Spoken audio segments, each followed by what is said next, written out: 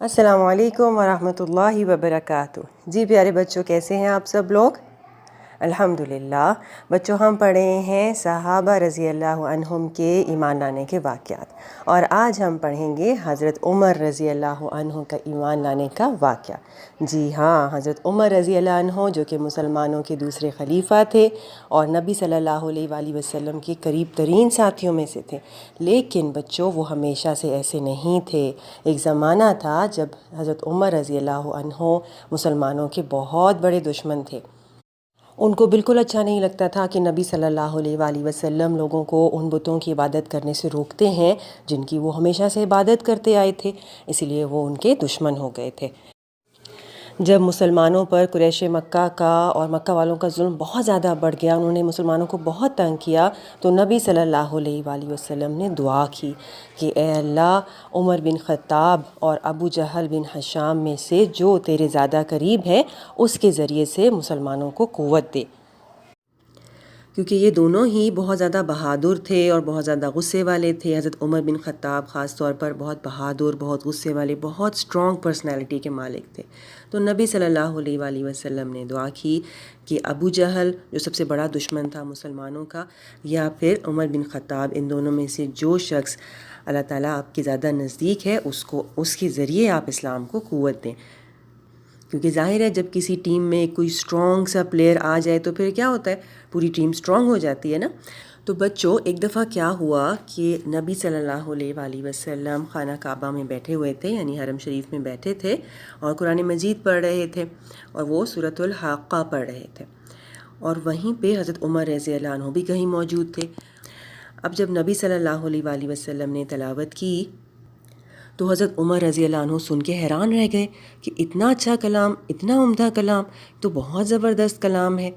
تو انہوں نے اپنے دل میں کہا کہ خدا کی قسم، یہ تو شاعر ہے جیسا کہ قریش کہتے ہیں، یعنی نبی صلی اللہ علیہ وسلم تو واقعی شاعر ہیں کوئی۔ ابھی وہ یہ سوچ ہی رہے تھے کہ نبی صلی اللہ علیہ وآلہ وسلم سورۃ الحاقہ کی اس آیت پر پہنچے اور یہ تلاوت کی، اِنَّهُ لَقَوْلُ رَسُولٍ کریم، بے شک یہ ایک بزرگ رسول کا قول ہے، وَمَا هُوَ بِقَوْلِ شَاعِرٍ، اور یہ کسی شاعر کا قول نہیں ہے، قَلِيلًا مَا تُؤْمِنُونَ، بہت ہی کم تم لوگ ایمان لاتے ہو۔ یہ سورۃ الحاقہ کی آیت نمبر 40 اور 41 تھی۔ تو حضرت عمر رضی اللہ عنہ نے جب یہ سنا تو انہوں نے اپنے دل میں کہا، اوہ اچھا، یہ شعر نہیں ہے، یہ کسی شاعر کا قول نہیں ہے، تو پھر ضرور یہ کوئی کاہن ہے۔ کاہن مطلب جادوگر، جادو ٹونے کرنے والا۔ تو ابھی حضرت عمر یہ سوچ ہی رہے تھے تو نبی صلی اللہ علیہ وآلہ وسلم نے اگلی آیت پڑھی، وَلَا بِقَوْلِ كَاهِنٍ، اور یہ کسی کاہن کا قول بھی نہیں ہے، قَلِيلًا مَا تَذَكَّرُونَ، تم لوگ کم ہی نصیحت قبول کرتے ہو، تنزیل من رب العالمین، یہ تو اللہ رب العالمین کی طرف سے نازل کیا گیا ہے۔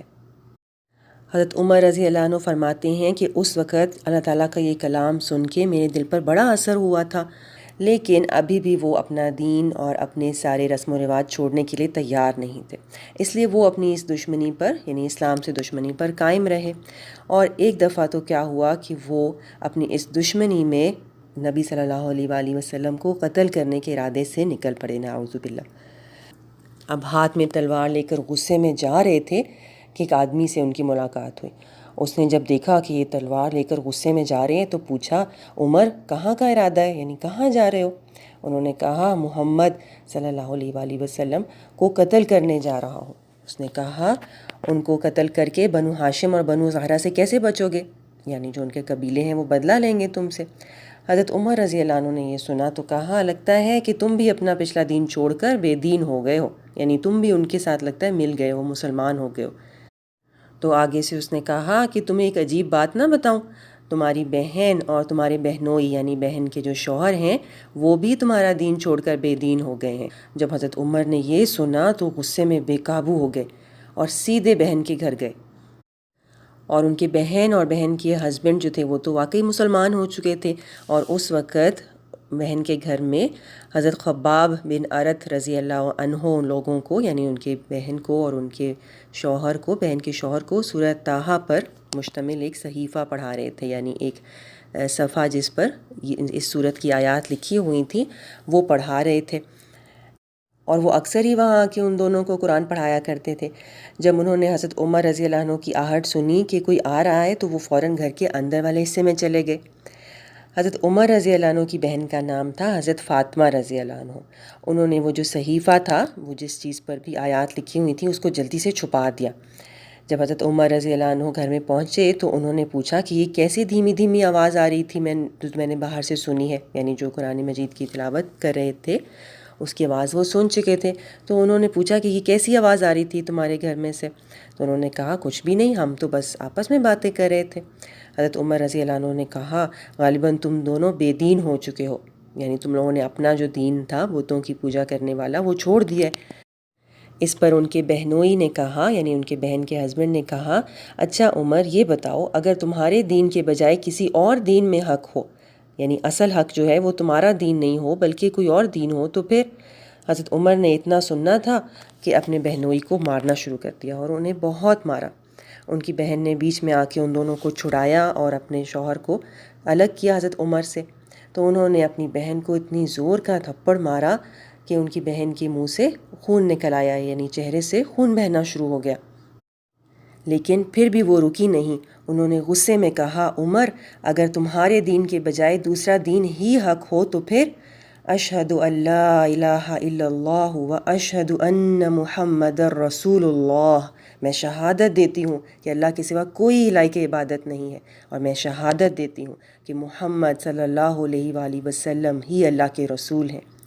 یہ سن کر حضرت عمر رضی اللہ عنہ پر مایوسی کے بادل چھا گئے،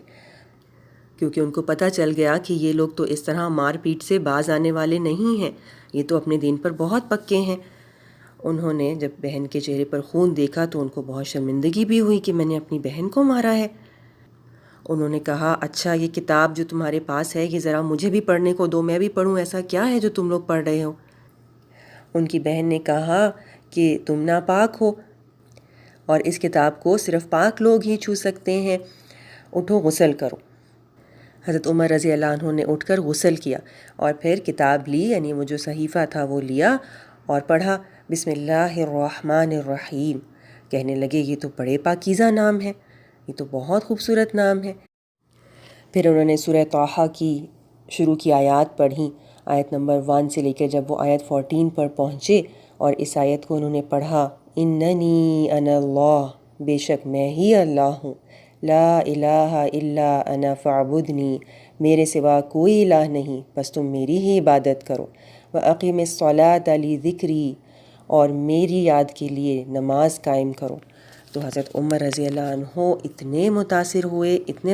ہوئے، ان کے دل پر ایسا اثر ہوا اس کلام کا کہ کہنے لگے کہ یہ تو بڑا عمدہ اور بڑا ہی محترم کلام ہے،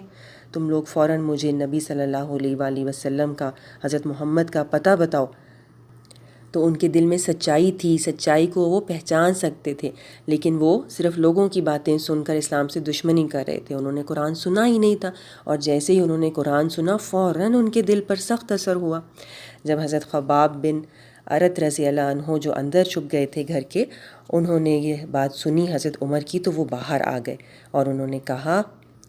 عمر خوش ہو جاؤ، مجھے امید ہے کہ رسول اللہ صلی اللہ علیہ وآلہ وسلم نے جمعرات کی رات تمہارے متعلق جو دعا کی تھی کہ اے اللہ عمر بن خطاب یا ابو جہل بن ہشام میں سے کسی ایک کے ذریعے اسلام کو قوت پہنچا، یہ وہی دعا ہے، یعنی یہ وہی دعا قبول ہو رہی ہے۔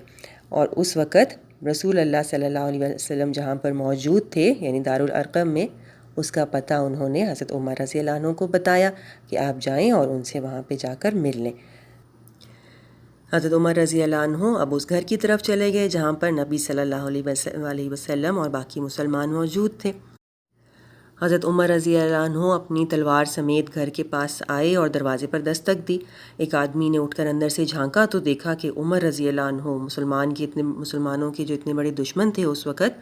وہ تلوار لیے باہر کھڑے ہیں۔ تو وہ ڈر گئے، انہوں نے نبی صلی اللہ علیہ وآلہ وسلم کو بتایا اور پھر وہ سب لوگ اکٹھے ہو گئے کہ شاید یہ واقعی ہم پر حملہ کرنے آئے ہیں، اور اصل میں تو حضرت عمر رضی اللہ عنہ اسی ارادے سے گھر سے نکلے تھے نا۔ تو حضرت حمزہ رضی اللہ عنہ جو نبی صلی اللہ علیہ وآلہ وسلم کے چچا تھے، اور وہ بھی ابھی 3 دن پہلے ہی حضرت عمر رضی اللہ عنہ سے مسلمان ہوئے تھے، وہ بھی بہت بہادر تھے۔ انہوں نے کہا کیا بات ہے؟ لوگوں نے بتایا کہ حضرت عمر باہر تلوار لے کر کھڑے ہیں۔ تو حضرت حمزہ رضی اللہ عنہ نے کہا کہ بس عمر رضی اللہ عنہ ہے، دروازہ کھول دو،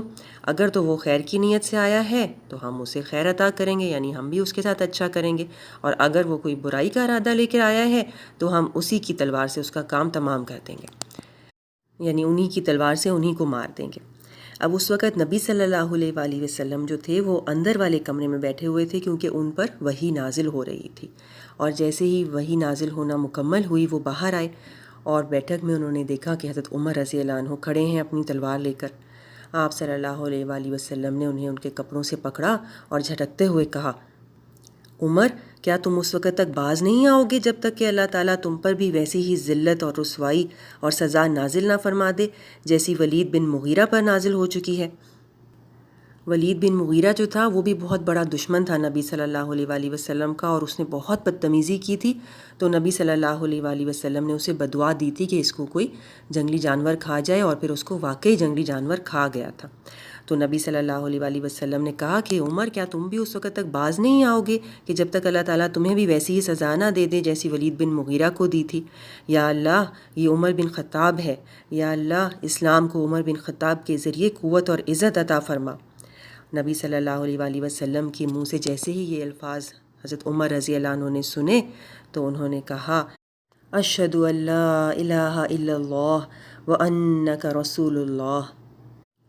میں گواہی دیتا ہوں کہ یقیناً اللہ کے سوا کوئی عبادت کے لائق نہیں، اور یقیناً آپ صلی اللہ علیہ وآلہ وسلم اللہ کے رسول ہیں۔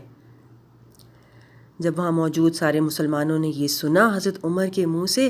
تو وہ سب اتنے خوش ہوئے اور انہوں نے اتنی زور سے تکبیر پڑھی، اللہ اکبر، کہ دور دور تک ان کی آواز گئی اور مسجد حرم میں جو لوگ بیٹھے تھے ان کو بھی سنائی تھی۔ تو بچوں اس طرح سے حضرت عمر رضی اللہ عنہ مسلمان ہوئے،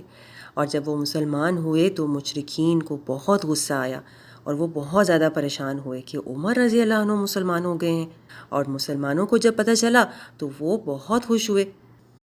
اس سے پہلے مسلمان جو ہیں وہ جماعت کے ساتھ نماز نہیں پڑھ سکتے تھے، یعنی ایک جگہ جمع ہو کر یا حرم میں خانہ کعبہ کے سامنے مسلمانوں کو اجازت نہیں تھی کہ وہ نماز پڑھ سکیں، بلکہ نبی صلی اللہ علیہ وآلہ وسلم بھی جب وہاں نماز پڑھتے تھے حرم میں تو مشرک آ کر ان کو بہت تنگ کرتے تھے،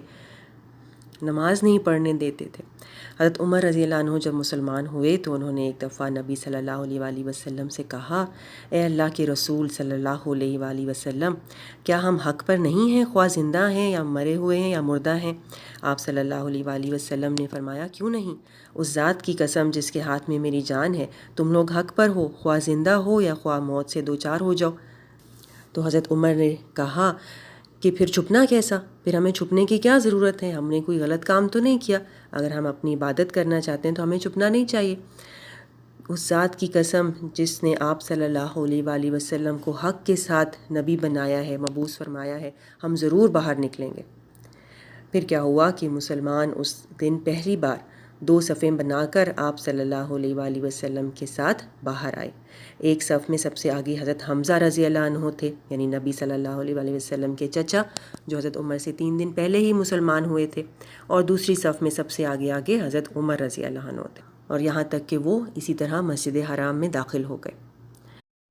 جب اس طرح ان دونوں کو آتے ہوئے اور سب مسلمانوں کو آتے ہوئے قریش نے اور مشرکین نے دیکھا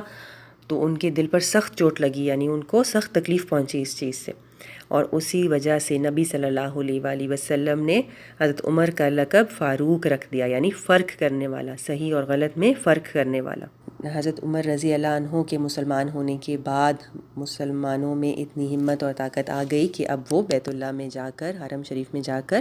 نماز پڑھ سکتے تھے، طواف کر سکتے تھے، اور اس کے ارد گرد وہ چھوٹے چھوٹے سرکلز میں بیٹھ جاتے تھے اور وہ اسلام کی دعوت بھی دے سکتے تھے۔ اس سے پہلے مسلمانوں میں اتنی ہمت نہیں ہوتی تھی اور وہ چھپ چھپ کر رہتے تھے، لیکن اس کے بعد اسلام پردے سے باہر آ گیا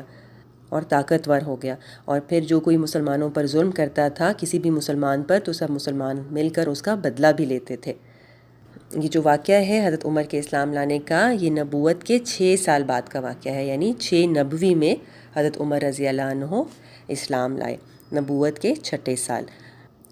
تو بچوں اس طرح نبی صلی اللہ علیہ وآلہ وسلم کی دعا قبول ہوئی اور اسلام کے سب سے بڑے دشمن کے ذریعے ہی اللہ سبحانہ و تعالیٰ نے اسلام کو طاقت اور قوت بخشی۔ اور اس سے ہمیں یہ بھی پتہ چلتا ہے کہ جس کے دل میں حق ہو، سچائی ہو، وہ جیسے ہی اللہ تعالیٰ کا کلام سنتا ہے، قرآن مجید کو سنتا ہے، اس کا دل پگھل جاتا ہے اور اس پر اثر ہوتا ہے، کیونکہ یہ اللہ تعالیٰ کا سچا کلام ہے۔ ٹھیک ہے بچوں، تو آپ لوگ اپنا بہت خیال رکھیے گا۔ السلام علیکم ورحمۃ